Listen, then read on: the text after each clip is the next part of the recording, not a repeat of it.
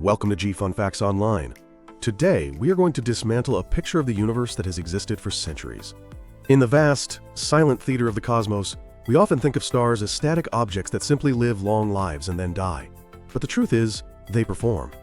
For hundreds of years, astronomers have watched what they called guest stars, or novae, flare into brilliance in the night sky and then fade away. We interpreted these events as simple, violent hiccups in the lives of binary star systems.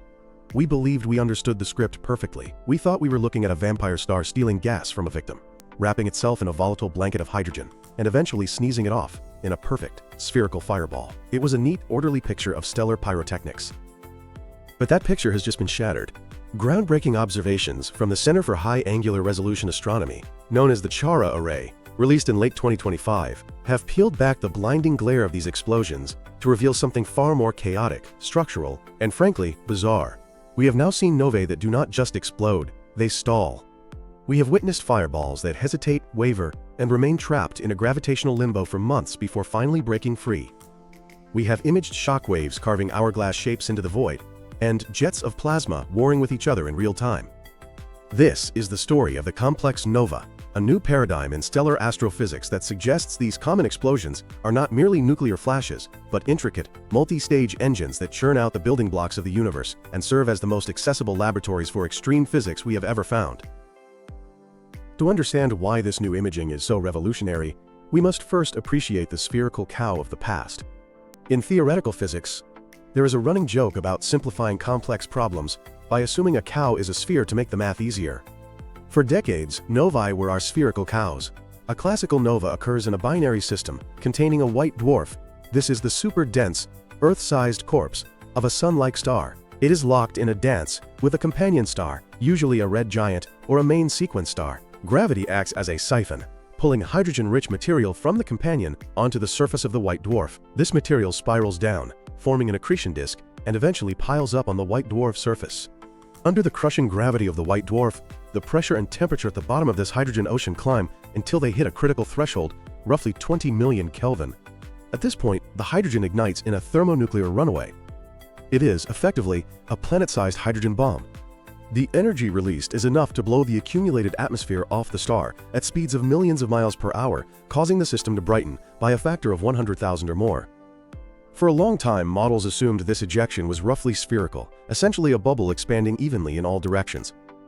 Light curves, which are graphs of brightness over time, were interpreted simply as the cooling of this expanding ball of gas.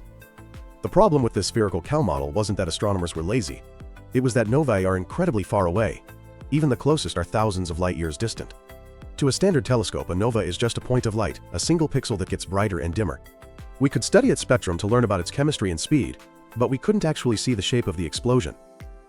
This is where the technology has finally caught up to the theory. Enter the CHARA Array. Perched atop Mount Wilson in California, CHARA is not a single telescope, but a collection of 6 1-meter telescopes spaced hundreds of meters apart. By combining their light using a technique called interferometry, the array acts like a single massive telescope with a mirror spanning the distance between them.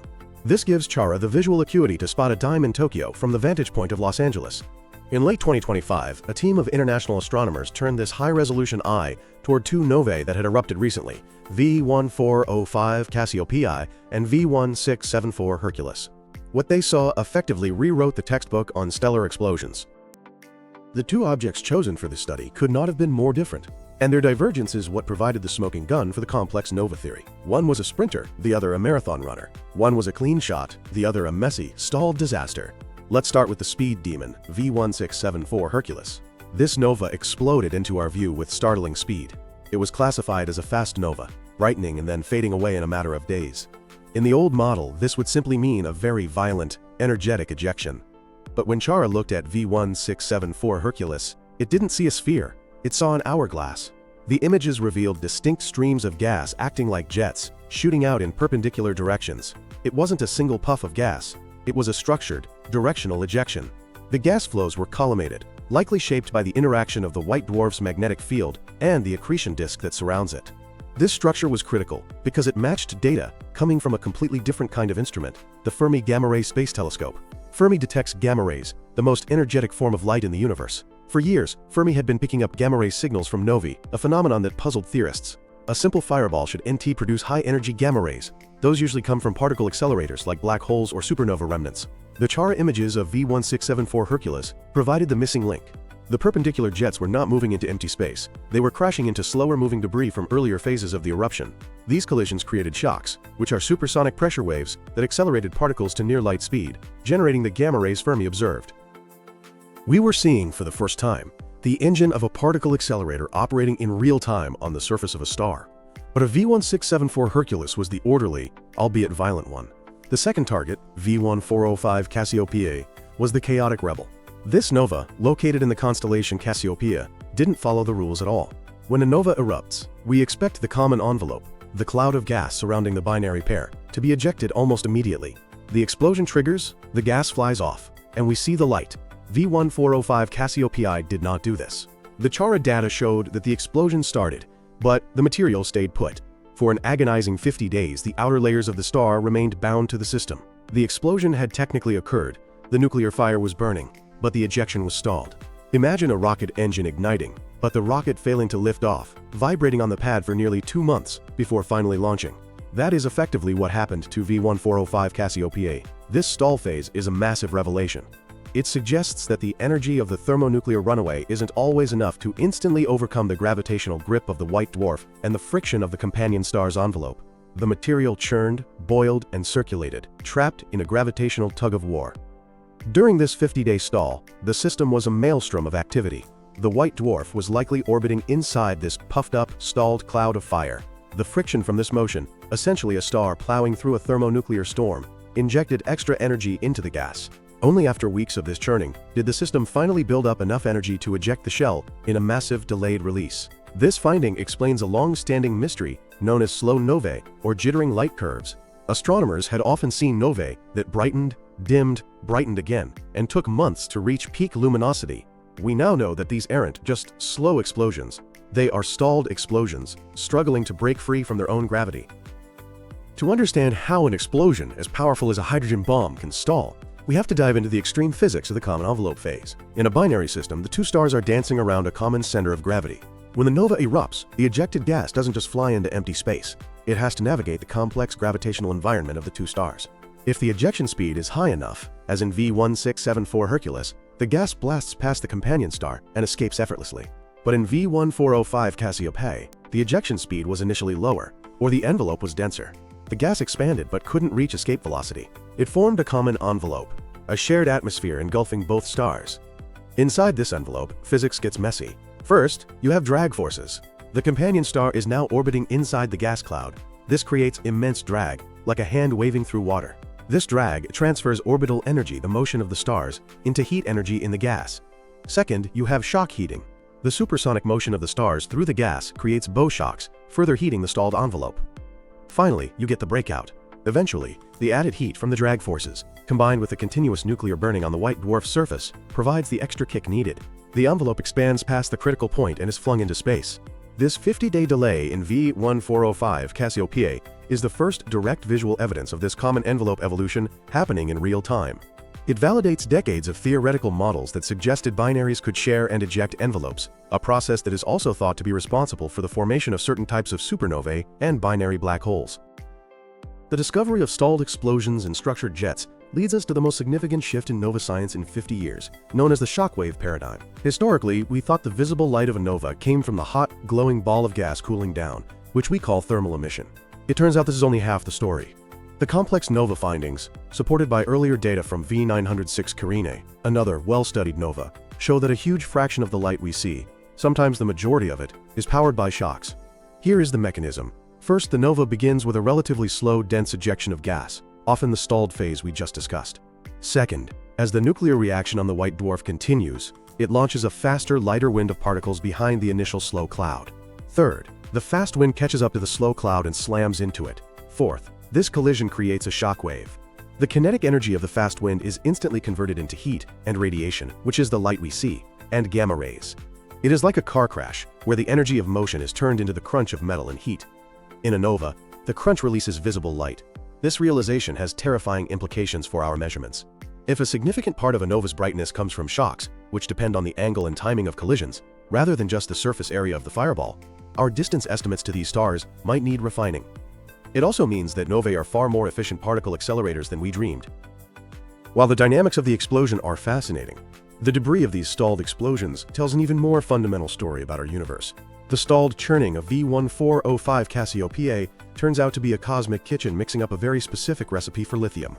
Lithium is a problematic element for cosmologists. The Big Bang produced plenty of hydrogen and helium, and a tiny dash of lithium. But when we look at the universe today, we see too much lithium in some places, and too little in others compared to our models. We call this the lithium problem. Where is the universe getting its fresh supply of lithium? Stars destroy lithium in their cores because it burns at relatively low temperatures. So normal stars deplete it, they don't create it. The answer lies in the complex nova. Inside the thermonuclear runaway on the white dwarf, a reaction sequence called the pp chains and the CNO cycle operates. One specific branch of this fusion creates an isotope called beryllium-7. Beryllium-7 is unstable. It decays into lithium-7 with a half-life of about 53 days. If beryllium-7 stayed deep in the hot star, it would capture a proton and burn into helium. But in a nova, the explosion blasts the material out into space before it can burn. The beryllium-7 is ejected into the cold void, where it can safely decay into lithium-7 without being destroyed. The stalled phase of V1405 Cassiopeae is particularly interesting here. The 50-day delay is suspiciously close to the 53-day half-life of beryllium-7. The mixing and churning during the stall might play a crucial role in how much of this precious isotope survives or is destroyed. Recent observations from the Subaru telescope have confirmed the presence of massive amounts of beryllium-7 in nova ejecta. This confirms that novae are the lithium factories of the galaxy. The battery in your smartphone likely contains atoms that were forged in the stalled, shocked throat of a white dwarf explosion billions of years ago. The high-resolution imaging of these novae is just the beginning. The CHARA Array has proven that we can spatially resolve these explosions, turning them from points of light into geographic maps. This opens up a new era of time-domain interferometry. We are no longer just taking snapshots. We are making movies of stellar death. Future upgrades to CHARA and the European Southern Observatory's VLTI will allow us to see even fainter novae, building a catalog of stalled versus fast explosions. By understanding how white dwarfs eject mass, or fail to, we gain insight into type Ia supernovae. These occur when a white dwarf gains too much mass and explodes completely, destroying the star. Does a stalled nova retain more mass than it ejects? If so, stalled novae might be the ticking time bombs that eventually become supernovae, the standard candles we use to measure the expansion of the universe. Furthermore, the correlation between the shape of the explosion seen by CHARA and the energy of the explosion seen by Fermi allows us to decode the physics of shock acceleration. This physics applies everywhere, from solar flares to the jets of supermassive black holes.